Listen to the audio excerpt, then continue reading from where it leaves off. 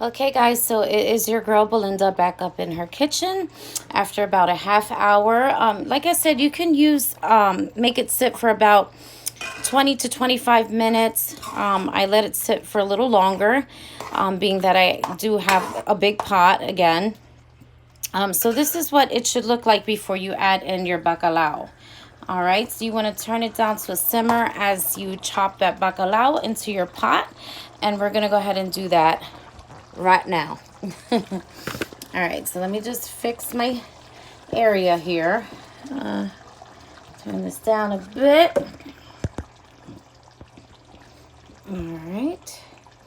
All right, so as I just showed you what my bacalao looks like, it's soaking in water. It's nice and clean and fresh.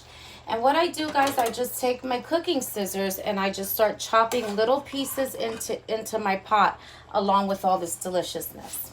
All right, so you don't want to miss this. This is the favorite part.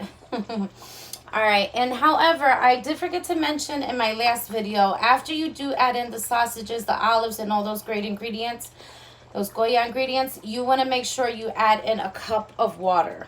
Okay, so just so you know, add that cup of water. All right. Okay, so here you have my beautiful bacalao, so delicious, nice and cleaned out. And what I do is I basically just squeeze it a little bit, get some of that water out. And these are good to go. These have been soaking pretty much all day. And I just take my scissors and I just cut little pieces just like that. All kinds of shapes and forms. It doesn't have to be perfect, because this is all going to melt into that dish so lovely.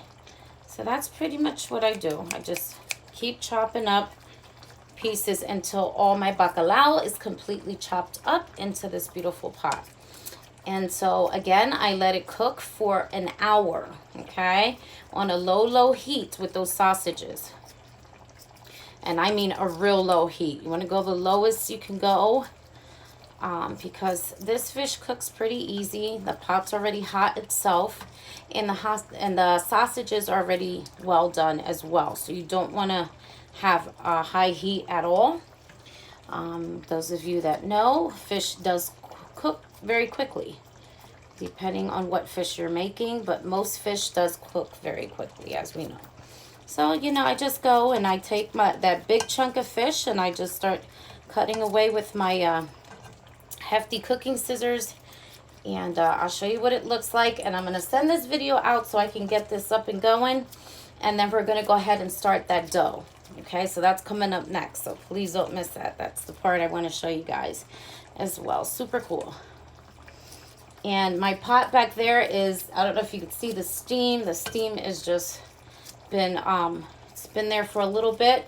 What I did is, besides adding the water to that big pot, I added a little bit of salt just to get it going a little bit more and faster and hotter. All right, I'm almost done with this big chunk.